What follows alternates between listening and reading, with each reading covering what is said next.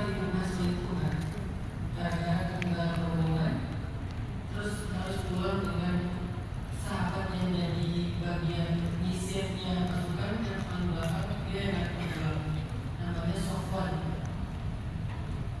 Gara-gara mereka pulang berdua, padahal mereka nggak ngapain.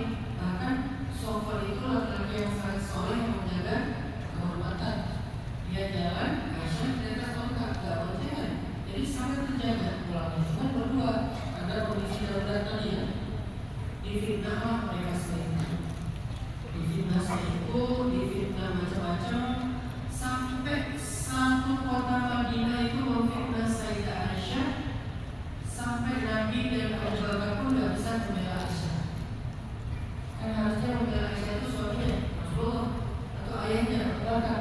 Tapi saking kuatnya fitnah ini tersebar, Abu Bakar sendiri gak bisa membela Aisyah.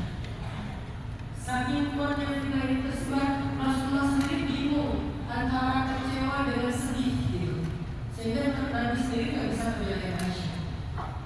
Dalam kondisi kayak gini, Sayyidah Aisyah merasa sendiri gak punya siapa-siapa. Gak punya pembelaan suami, gak punya pembelaan orang tua, gak punya pembelaan keluarga, apalagi orang lain. Gak punya siapa-siapa, benar-benar sendiri. Bagaimana cara Sayyidah Aisyah keluar dari masalah ini, survive dan